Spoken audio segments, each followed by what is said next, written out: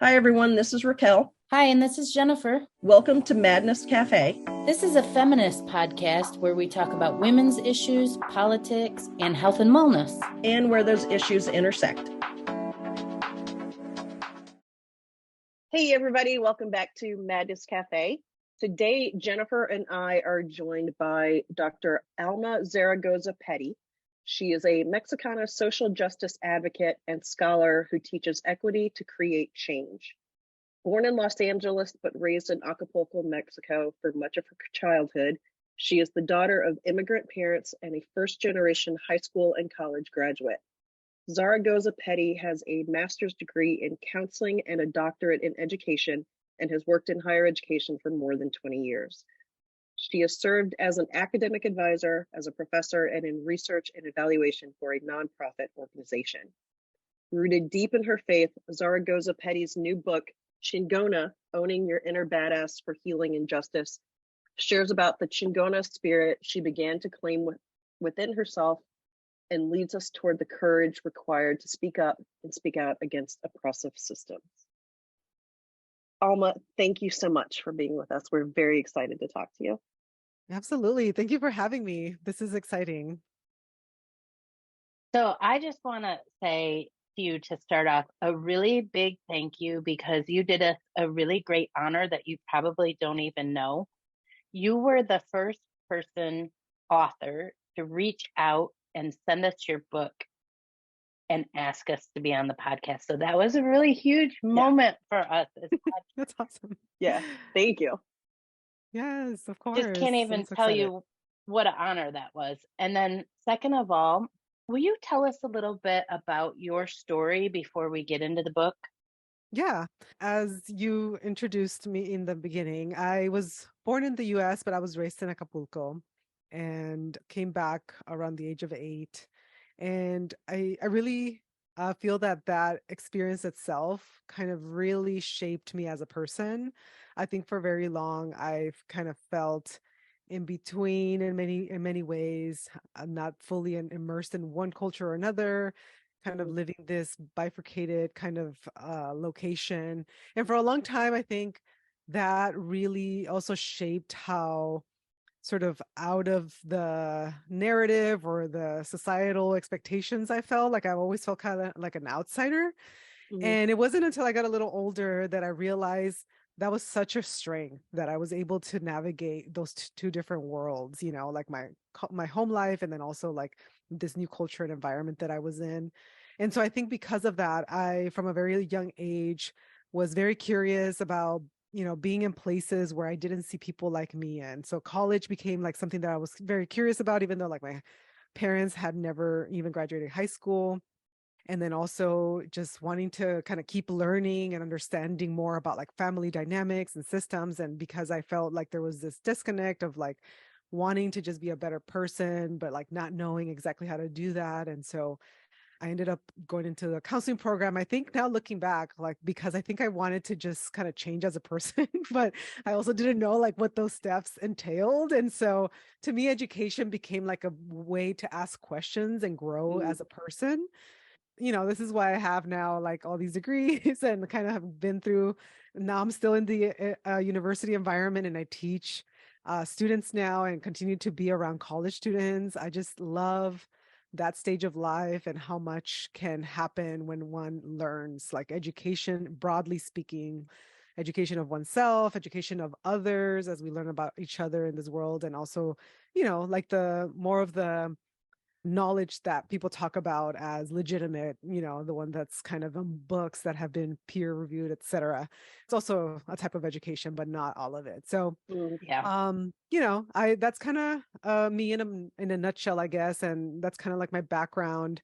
I'm currently reside in Los Angeles in a mixed race relationship with my spouse. We have bicultural children, and we're learning the ins and outs of just how fun and challenging that is. And yeah, I enjoy it. I enjoy working at the nonprofit. I'm still at the nonprofit that works directly with youth in college that are first gen, low income background. And I really enjoy that aspect of my work as well. For me, it feels this is what I've done to kind of give back to my community and continue that work. Yeah, that's me in a little spiel, I guess. But let That's me know so if you have any awesome. other specific questions. I have one. What does Chingona mean? Yeah, so chingona is a term that, as a Mexican American woman, I grew up hearing being said to me as a way to kind of silence me. And for a long time, I too was very confused about what it meant, because the male term, the chingon, when it was used with my cousins and, male relatives, was a source of pride and, really saying like, you're a really outstanding dude and just, you're kind of on the right path. But when it was said to women and to me in particular, it really felt more of like a silencing tool and word. And so I had always been curious about it. And as I got older, I started noticing a lot of people sort of bringing more attention to it. So I decided to do sort of a deep dive as I was writing my book, because I really had this really interesting way that I ended up incorporating it into my book. So it wasn't initially like the first thing that I was like, I'm going to do this and just talk about Chingona. And then that led me into my book. It was actually sort of the other way around, where I had this idea and then I ran into this word again, was like, yeah, this word, it's still here. It's still kind of this very challenging thing to wrap my head around. But essentially what it means in the most PG-13 version, chingona means badass. It means badass, but it's really a lot stronger. Now I want to know what it means in the non PG-13 version. Yeah, it's more like the F word, like effer, like Yo, calling you someone can an effer. you can totally say it. You can swear on Oh, here. You okay, swear all the okay. time. Yeah. I wasn't sure. Yeah, so it's more like yeah, like a effer or just some fucker, or just someone that's like super amazing, I guess, Like fucking badass. fucking badass, yeah. And actually Awesome. as I talk about in the book, there's like some very just problematic colonial roots around the word and how it was Mm, initially used, and how it had been used for a long time as a word to silence women, and specifically brown women, and over time how that became a word that was reclaimed in the Mexican community, and how it's now become like this, like, similar to the word, I don't know if I could say this word, but in the feminist movement, the second wave, like this word cunt, and how that was hmm used as a way to like reclaim it, rather than Right. how it was used as a way to very much silence women instead. And so yeah, I ended up really being fascinated by the history, and ended up kind of reshaping the way that I even looked at my own work in terms of what I had initially thought about with the book. And so I think that it just really felt much more me, and just kind of let me kind of go back to that voice that I had, or that question that I had around that term. So that must have taken a pretty, I would guess, a significant jump for you to hear that term and realize that this isn't a bad term. This is actually something that I can take on and maybe even grow into and be proud of. Mhm. How did you make that leap? What was it that allowed you to redefine that word for you? Yeah, I think a lot of it had to do with, so, Chingona, my book, Owning Your Inner Badass for Healing and Justice, is really about how the main sort of question that I am looking at through the book is, or issue here is that, we can only be collectively healed in a society as we are individually sort of healed as a person. So, because we are basically putting out into the world our own healing or lack thereof, right? And kind of where Mhm. we are.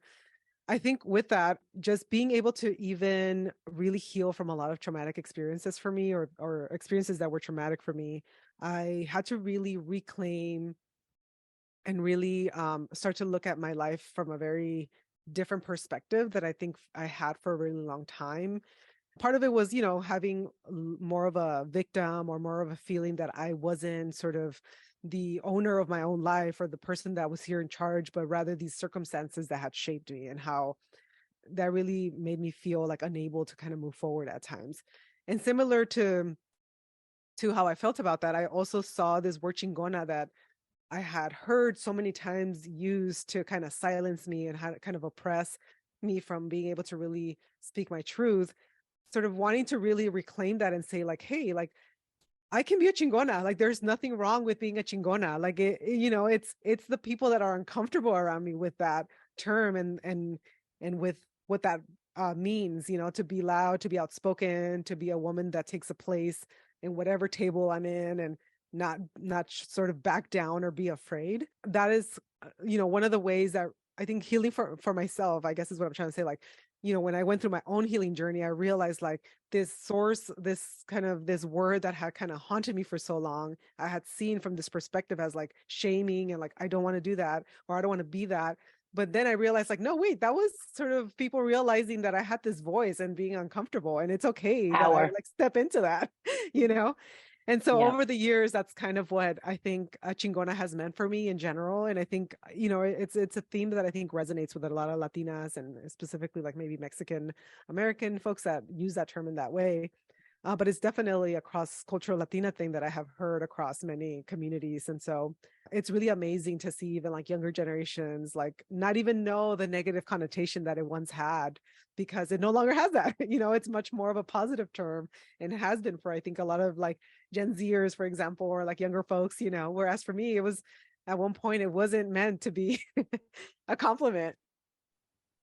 The book is so cool. Let me just say that to start with. To me, it seemed like a roadmap for young women to do exactly what you said, to embrace their healing and, well, go inward. First of all, realize that they have healing to do, then embrace their healing, and then go out and help heal the world. And to me, it was sort of, in a way, your story, but also a how to book. Mm-hmm. And it spoke a lot to me because my children are Mexican Americans, but they have been raised probably in a completely lopsided way in that they've been fully immersed in, I don't know, the American white culture. I don't know a really great way to say it. Taking a peek into your book or reading your book, I kind of realized how much of my children's culture is missing from their life. And I wanted to know from your perspective what it means to you to be Mexican American. Yeah, thanks for asking that question. I think about this a lot because I also teach a course in equity, and one of the things that we think about is positionality a lot. Like, what is our position, social location, right? And in light of just social constructions that we have in our societies, and how maybe others want to define us the way that they want to define us, but also like the self kind of ways that we see ourselves instead of how others are kind of seeing us as. And one of the things that I'm really, I guess what really makes me feel more of Mexican and sort of identify as Mexican and American is that I mean I was raised in Mexico, and so I grew up Yes. knowing Mexican culture only for a while, and also, and even that, it was like it was coastal because I grew up in Acapulco. It was kind of a rainforest, if you will, and that was the life that I knew before I came to this setting of the US again, right?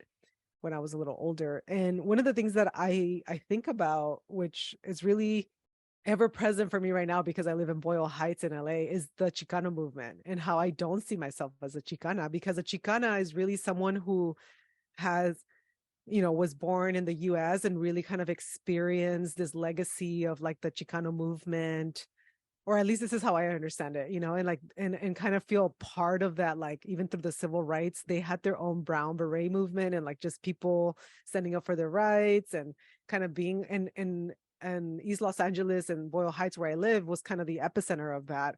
But I wasn't here during that time. And so even though I would love to claim that like I feel part of that and am part of that, it's really hard for me to not think of myself as Mexican, because I grew up, even once I was in the US, my parents only spoke to me in Spanish. We only saw Spanish syndicated television, radio shows, everything around me. I lived in kind of an enclave where it was, everything was in Spanish. Like I had no idea how diverse the US really was until I got a little older and started seeing people from different places. As a mother now, to second generation kind of Mexicans, I kind of see that disconnect with my daughter, which is something that maybe you're kind of talking about here, which is that, in many ways she kind of sees herself as, Mexican descent, but I don't know that she has that, really strong affiliation with being Mexican, like I think I do, because of just virtue of how she was born here, and just some of her experiences. And also she was being raised by her stepdad, who is Black. And so a lot of her own upbringing has been learning that side of her family's culture and what that's about, and so it's really interesting because a lot of Very. the way that we understand ourselves is so Yeah. complex, right? And then there's also, like, I come from a very low income background, working class background, and my daughter's not living that life at all. That's been really interesting to see too, because I'm just like, wow, you're very, like, I would have, if I've known you when I was your age, she's a teenager now, like I would have said like you're one of those like white Latinas that are like super privileged, which I wished I Yep. was for a real long time. Yep. And now Yep. she's that. And I'm just like, Yep. man, I really should have been a little nicer to like some of my white Latina friends that were very much more socially mobile and upwardly moving. Yeah, but That's yeah, a great perspective. thank you. Yeah. What led to the writing of the book? Yeah, I mean, was there like one event that was just like, okay, I really need to get this out there, or was it, just sort of a part of your journey and your healing that you were like, you know what, this book needs to be out in the world? Yeah. It was a little bit of all those things that you mentioned. So one of those things is that I did grow up writing a lot. I've had journals since I was in my early teen years. And so I've always journaled. I always loved writing. I love reading.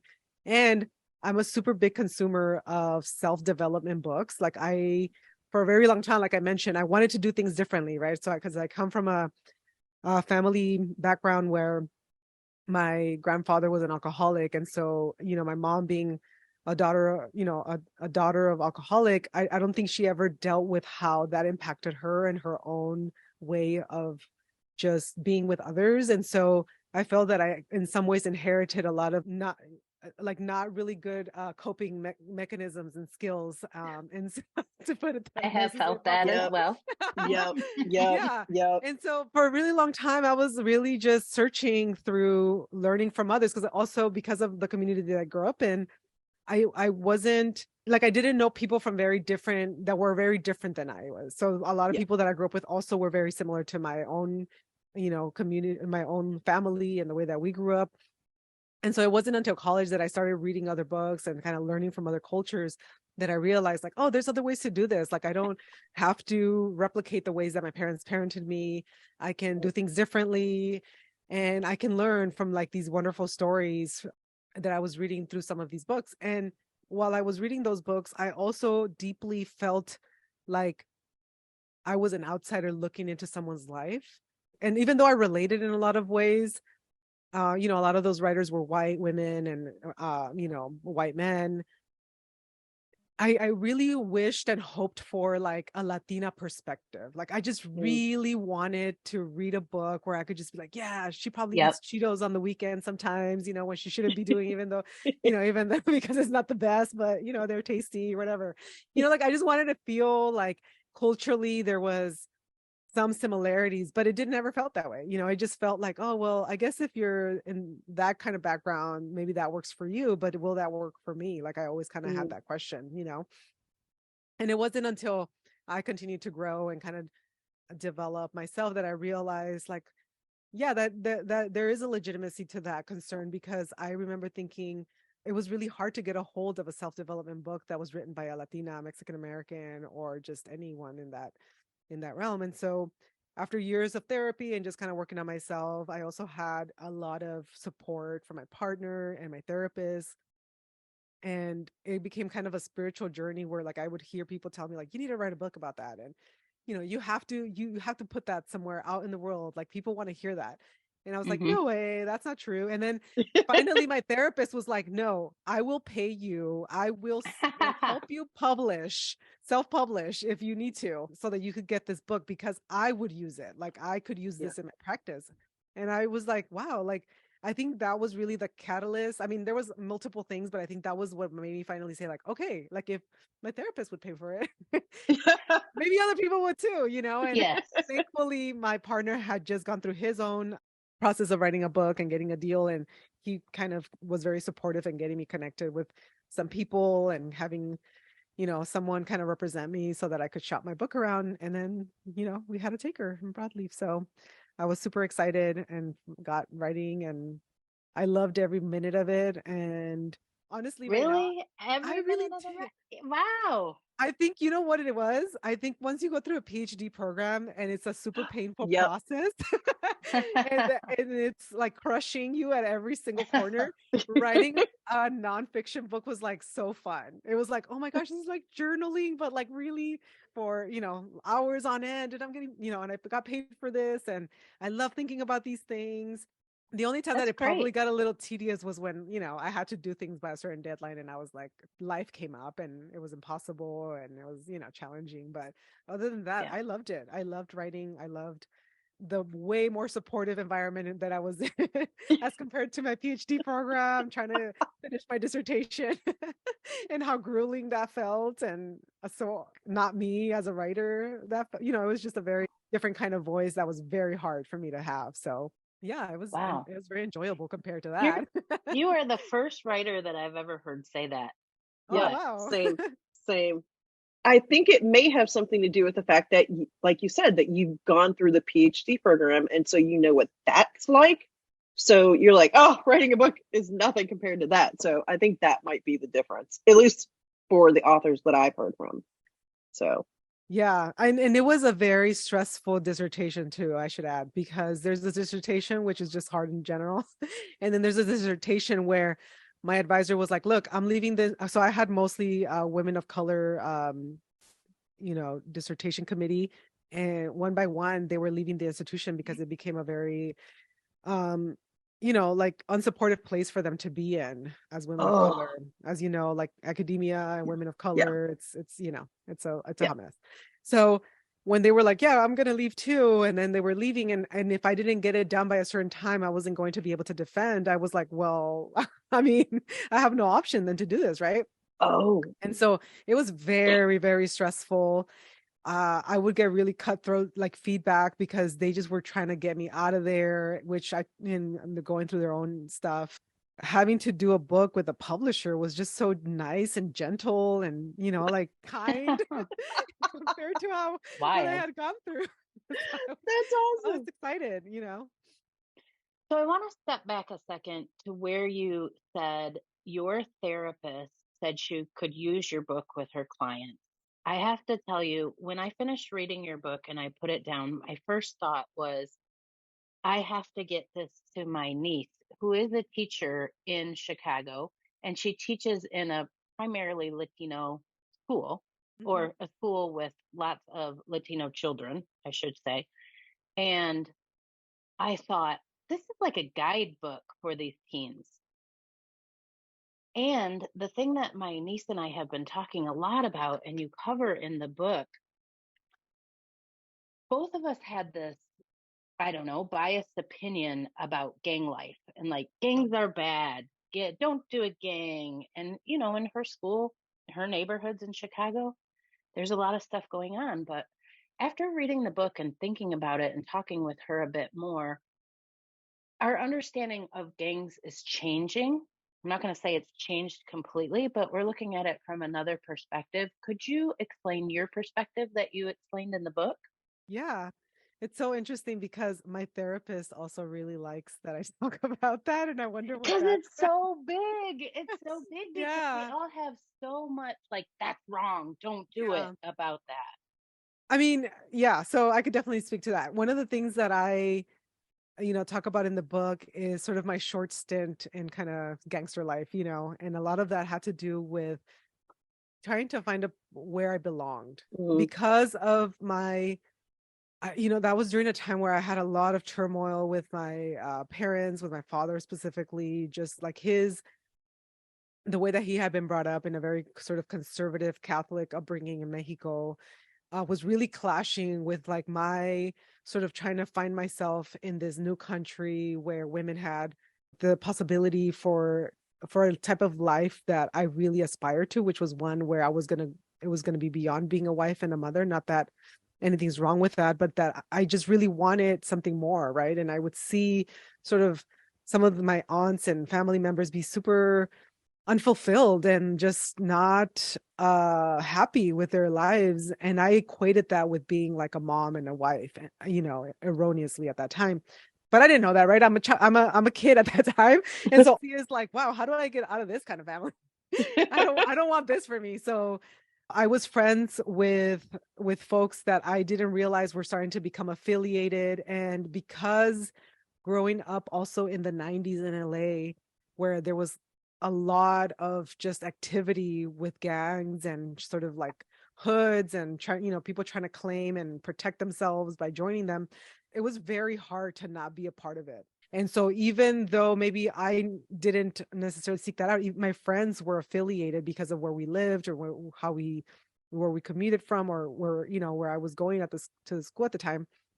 And for a long time, I was able to escape that because, as I mentioned in the book, I was bused to a different location that was predominantly African American, and they didn't want me in their gangs because, a lot of gangs at that time were also racially segregated, as they are still.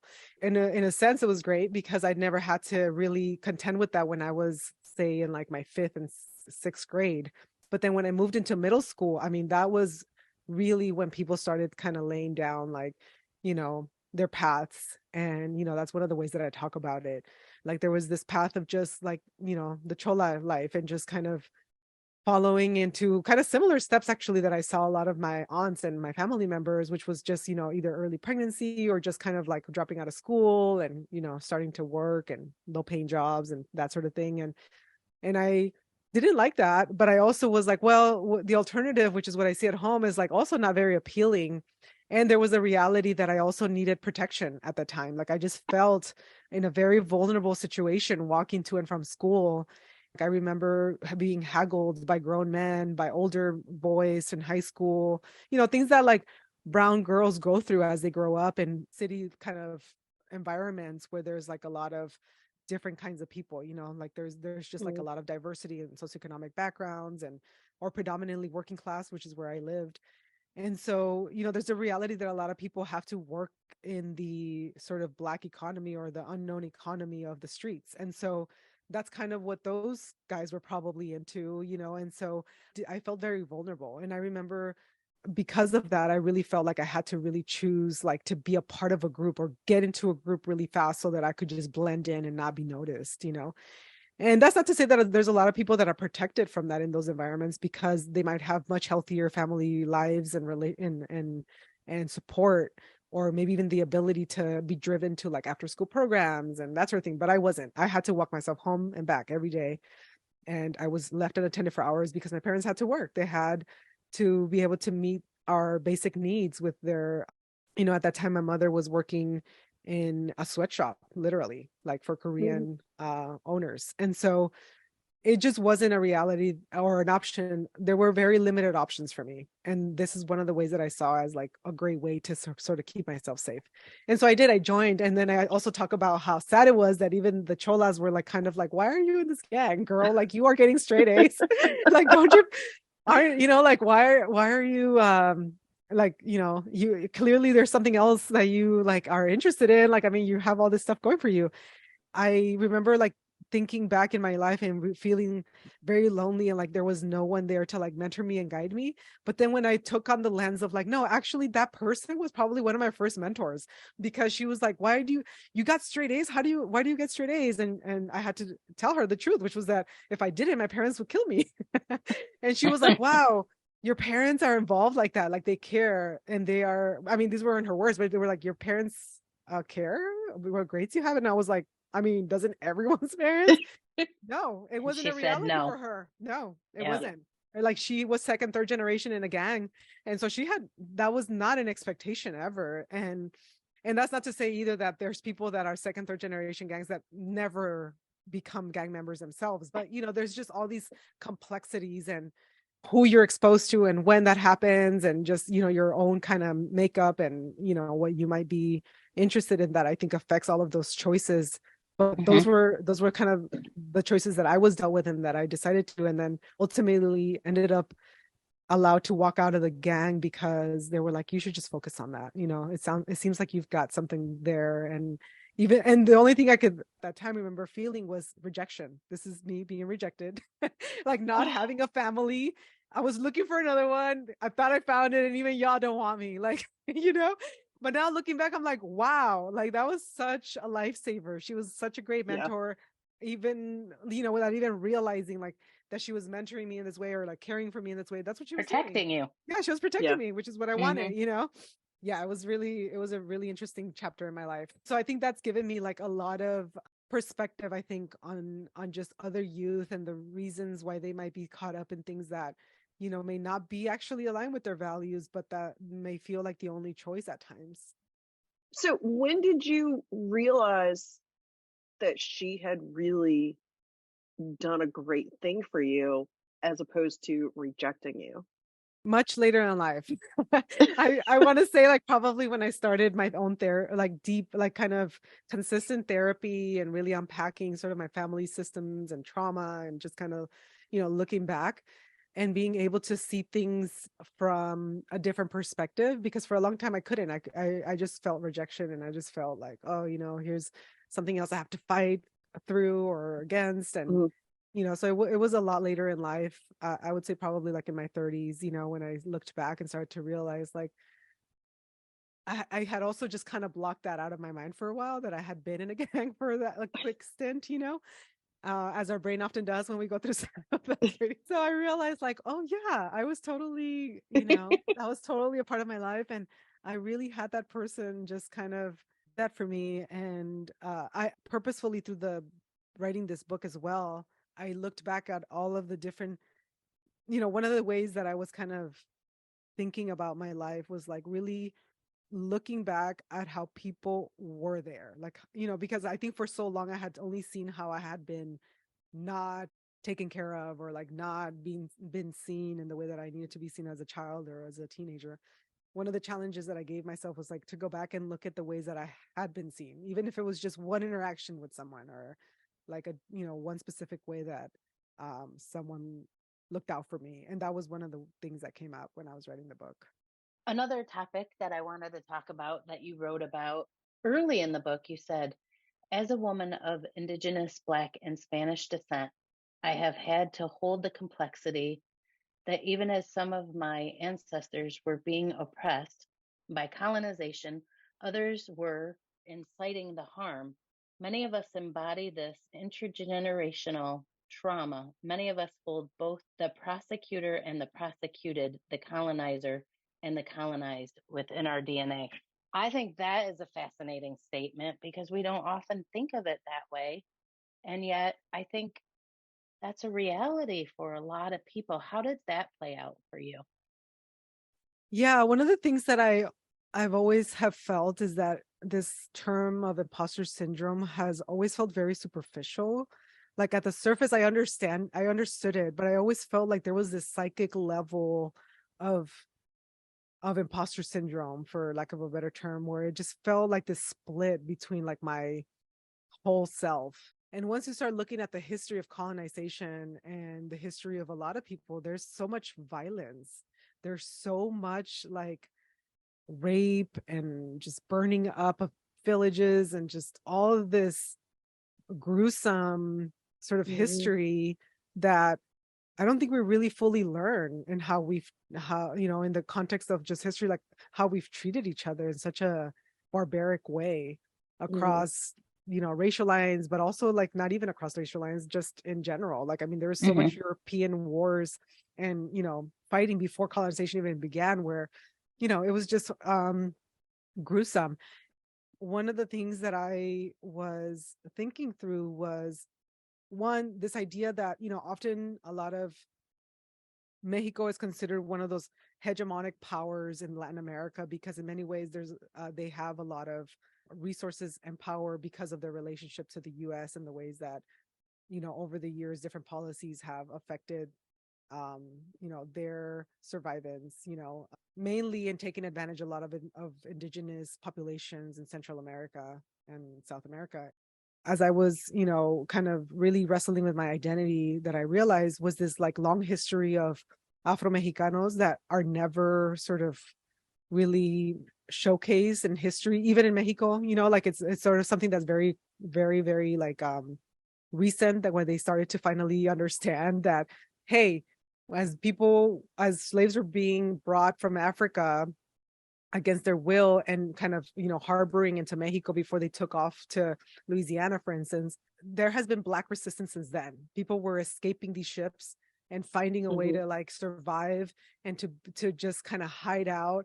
And interestingly enough, I'm from this part of Mexico, like I'm from Acapulco, which is right next to Costa Chica, which is considered one of the epicenters of Afro Mexicanos, because a lot of African people would hide in the cliffs of that part of the country in Oh, Guerrero. And it was so dangerous that Spaniards would not want to come into that part to try to look for them when they had escaped. And so because of that, there's this Costa Chica is known as like this Black town in Acapulco. And growing up, I remember always being really curious that my grandfather looked Black, and I didn't understand my background because I was just like, oh, he's just a really dark Mexican, and it did never occur to me that there was like this whole history around like slaves being brought there, and Black resistance happening even in Mexico, and them hiding out. And that's what led to basically like generations of like mixed race folks that were indigenous and Black, and ultimately my own ancestors. And so once I realized that, I think because of the position that Mexico has within the Latin American community, a lot of Mexicanos try to really only talk about their Spanish roots and their European roots, and how there's sort of like Mm-hmm. this pride in that. And we try to sort of be really quiet about the fact that we're indigenous and we have Black roots. And I thought, no, it's all of it. It's both of it. And it's okay. Like we're all these things. And it's such a rich, beautiful history that I wish more Mexicanos knew. Because there's like so much that I think over the years, at least for me, that I have found strength in from my ancestors, and realizing like the only reason I'm here is because my ancestors really, really fought for their independence and their right to live. Mm-hmm. I am here because of them, and if I could Mm-hmm. just like feeling like a descendant of that is much more nuanced, complicated, beautiful than just being like, well, I have European ancestry in there somewhere. Like, who cares? I don't know. To me, the struggle and the fight is much more exciting and fun and something to be proud of than just being like, okay, cool. Some colonizers came and like, that's part of my history too, but that's not anything that ever made me feel proud. Like, okay, like it felt like this violent way that my ancestors, inhabited Mexico. And I had this lacking knowledge of all of the Afro indigenous survivants that had also survived, that colonization period, and is why we're really here. So I I don't know if love I it. answered your question, but I get You really excited answered about it. this. No, you answered it, and it means so much to me. Mm, It means so much to me. I just, when I'm looking at the history of my children, who I love more than life itself, I want to understand. I want to understand them and their ancestors as much as I want to understand my own. So it's mm, beautiful. Thank you for that. yeah. Well, and I think it's very powerful too, because you're bringing light to things that we just don't talk about, right? Like you grew up just thinking, oh, my grandpa's just a really dark Mexican, and it was, I mean, it's amazing the way that we think about these things when they're not talked about. The fact that Absolutely. you are talking about it, and you did the research and found out the stuff, and then you realize, oh, my own family is a reflection of all of this history. So I think that's a really powerful, it's just a really powerful point to take on and to bring out to everybody else.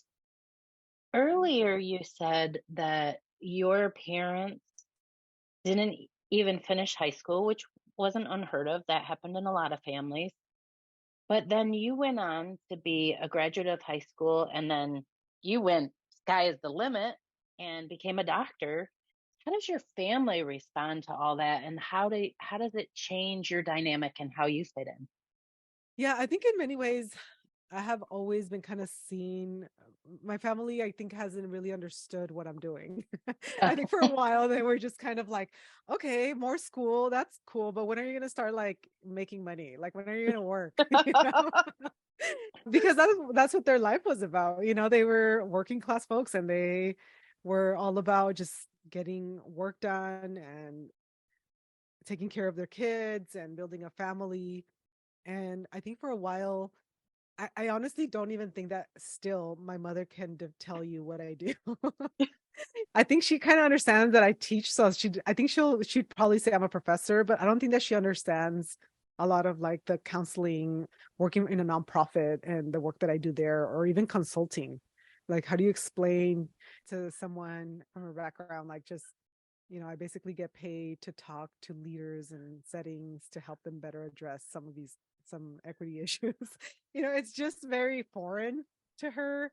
Honestly, she Right. doesn't ask a lot of questions. I think part of it might be that she's just kind of perplexed by it all. And in some ways, I think I have always been pushing sort of some boundaries and lines in my family and how I Sure. want to do things, and how I would like be very kind of out there for them. Like I remember when I graduated from college, like I wanted to go to Europe and just kind of do like a backpacking tour and just kind of explore.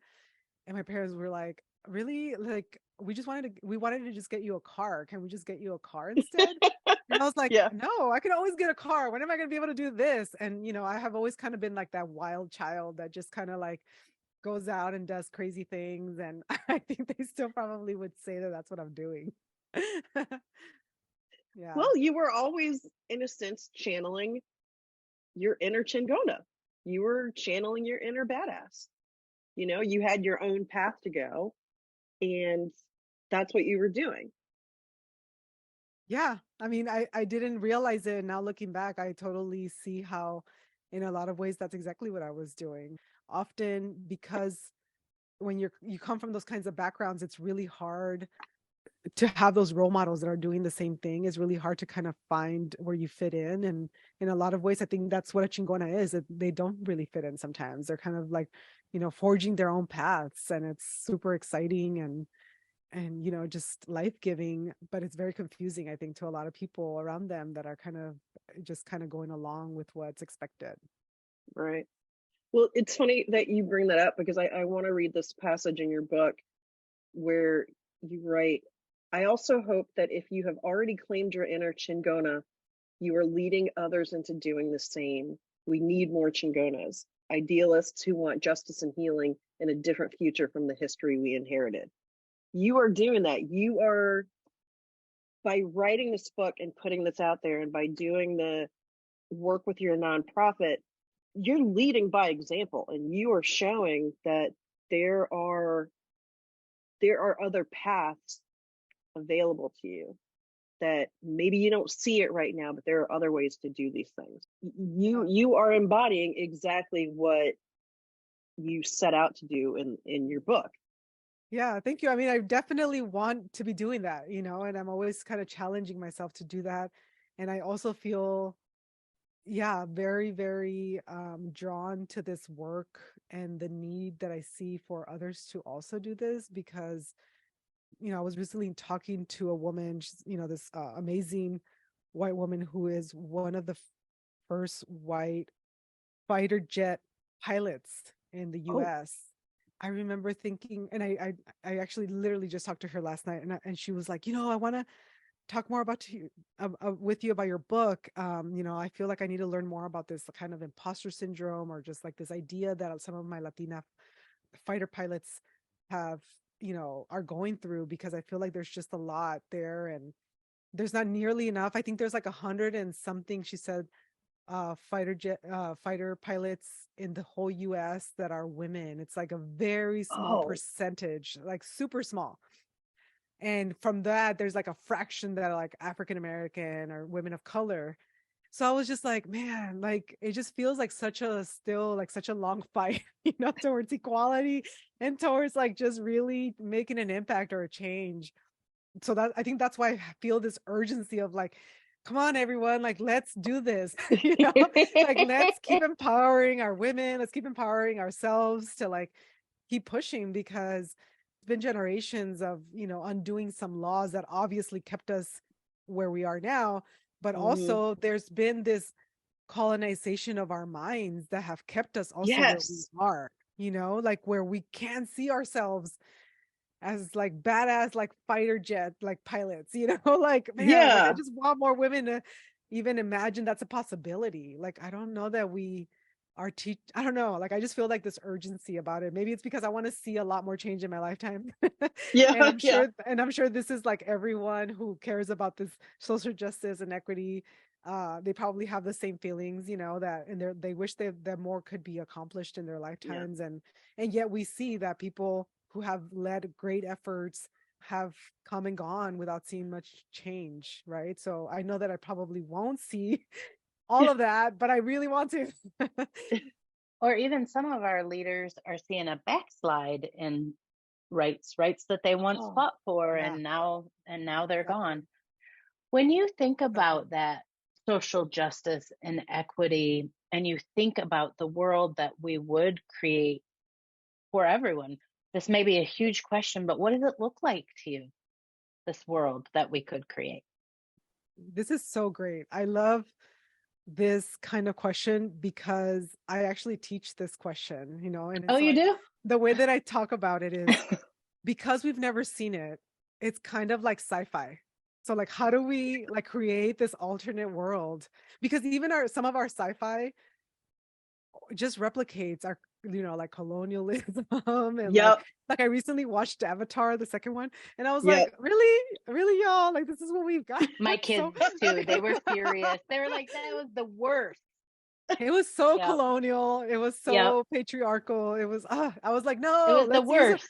let's use our imaginations for wellness here, and I don't know, I mean, sometimes I think I see that as like really what I really like to hone in on recently that has really been occupying my mind is this idea of what would the world look like if we were actively all working towards understanding people the way that they want to be understood, and also if this idea of consent. So what would it look Yes. like if Yeah. we had consent, not just in the ways that you probably think about consent, in just No, like a sexual relationships, no, I'm Right. with you But here. in all the in, ways. in all the ways. What if we treated Yes. people the way they wanted to be treated instead Yes. of the way that we think they should be treated? Yep. Honestly, I think we do this is probably one of the ways that patriarchy has been the most insidious in our culture, is that we have such lack of consent in so many things, Hmm. Yep. so many. And I just want people, like, my first vision towards like how my world would be that like we would understand people as they want to be understood and seen, and that we would always ask for consent in all of the things. Because when you think about that and trying to do that collectively, it's actually really, really hard to have total consent. I mean, majority is not consent, Nope. Very like true. majority voice. It Hmm. would mean that we would all have to somehow work really hard to find some kind of like guiding rule where we all feel included. And it would change the next generation, because in the next generation, it would be a whole set of new people. So it would be much more fluid. It would be like much more communicative. There would be like a Yep.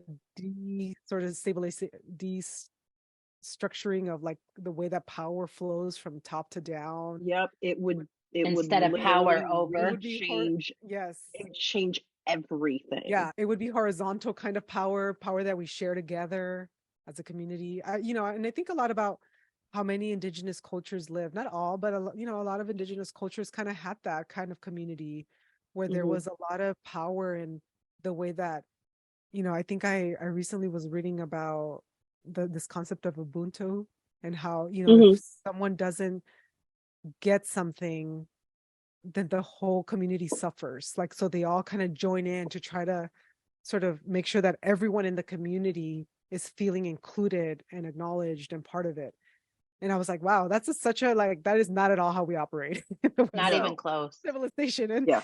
And so some of it is kind of sci-fi and like imagining these worlds that are beyond our ways that we've been colonized in the way that we even think about the future. But some of it is also looking at examples from the past and and some ancestors that had some things right, and I don't think Mhm. that we ever took their knowledge as that. We didn't see that as wisdom and knowledgeable. We saw that as barbaric or, not developed brains or whatever, people that tried to understand them however they understood them and writing books about them as there were other as objects rather than participants in the Yeah. world. But yeah, that's kind of what I think about when I think about what the future would look like. It's interesting that you say that because I have always watched these sci-fi movies and thought in my head, why do we keep creating the same movie over and over again? And and I keep thinking like, okay, we've already envisioned this. What else? What else could we come up with?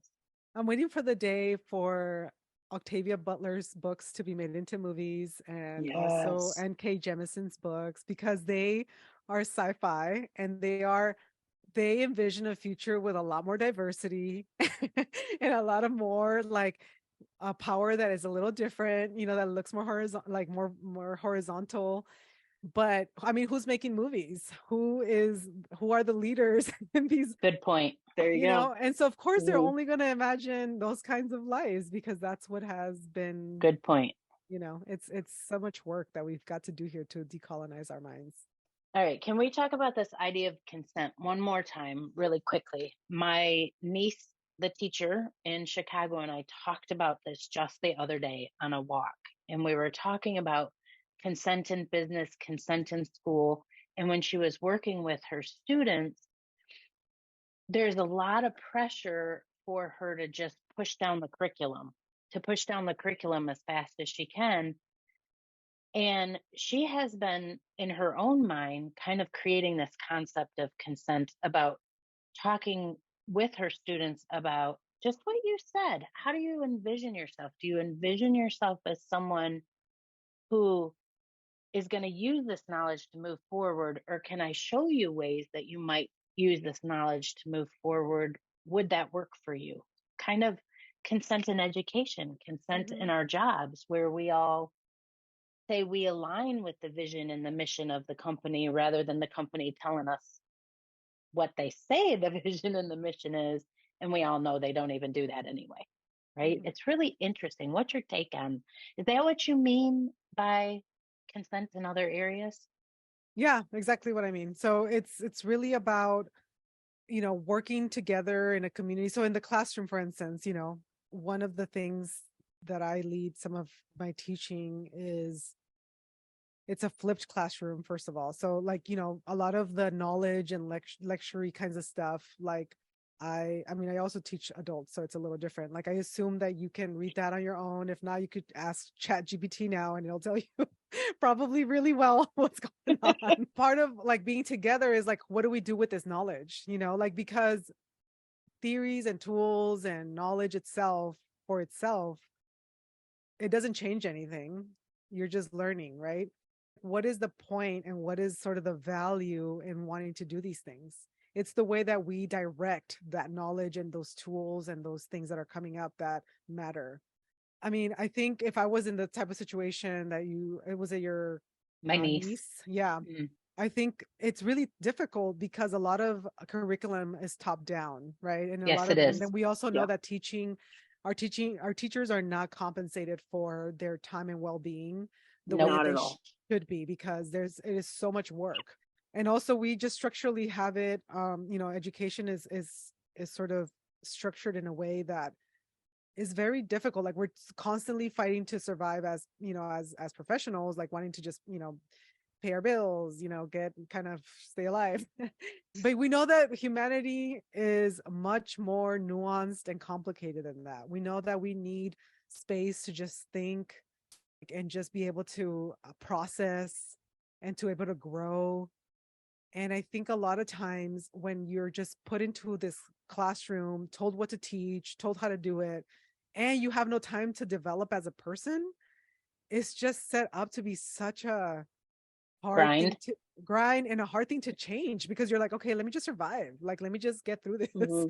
because Mm-hmm. otherwise you're doing it at your expense, at your money, at your time, or your whatever that time could have gone to. Now you're using that on your own, which is not to say that there might be people that have that luxury to do that, but not everyone does. Not everyone has Yeah. the ability You to just hit do it. that.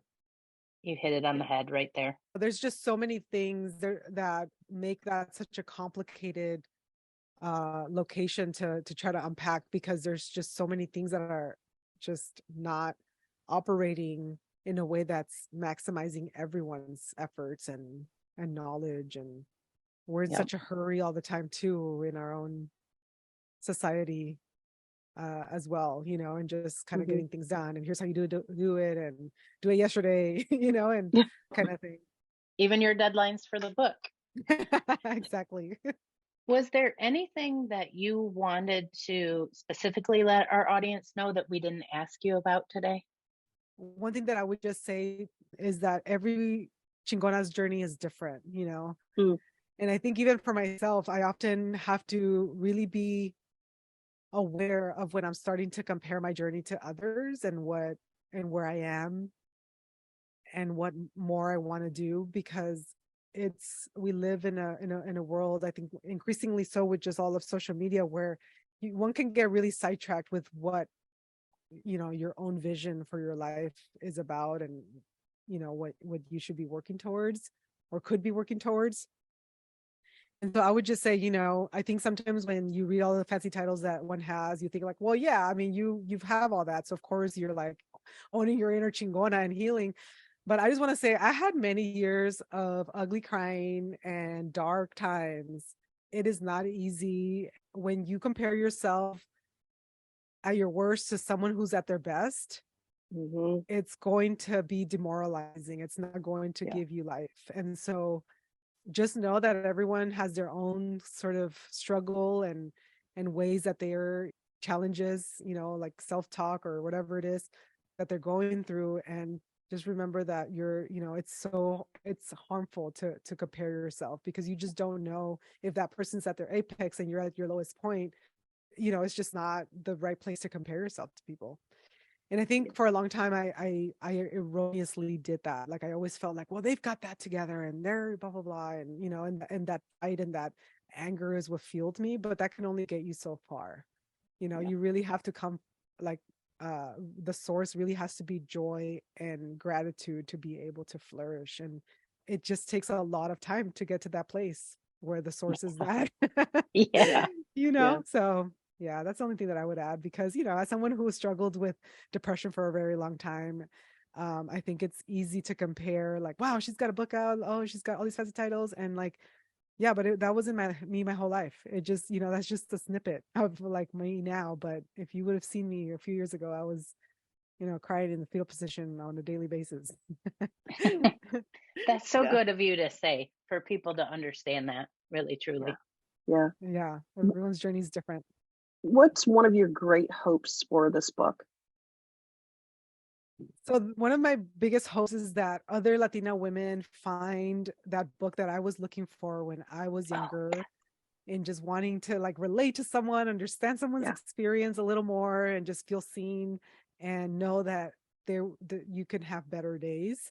Yeah. That's probably like my major hope. Another one is just that folks really find their inner chingona and start to just really own that inner chingona in general, and this can be cross-cultural, reclaiming that part of you that maybe it wasn't chingona, maybe you weren't called a chingona in the way that I was, but maybe it was another term, or maybe it was a Yeah. belief that people had about you that you've been able to reclaim and sort of make your own and own. I really, that's my other hope for my book, that that it's seen not just as a Latina self-development book, but also that it empowers anyone that's in that journey. I Well, honestly feel that your book will do that. Thank you so yes. much. Yeah. You're welcome. Thank you. Thank you for being with us today. Yeah, it was great being here. Thank you so much again for having me. Raquel, what I would like to do is, as the podcast, I'd like to buy 10 copies of the book, see if she will sign them with a message and send them to my niece for her kids at school. And then that maybe they would can. be fantastic. I really, really, as I was reading that book, I thought, this is the roadmap. Yeah. Because it starts with like questioning yourself. It's inner. It starts with, well, herself.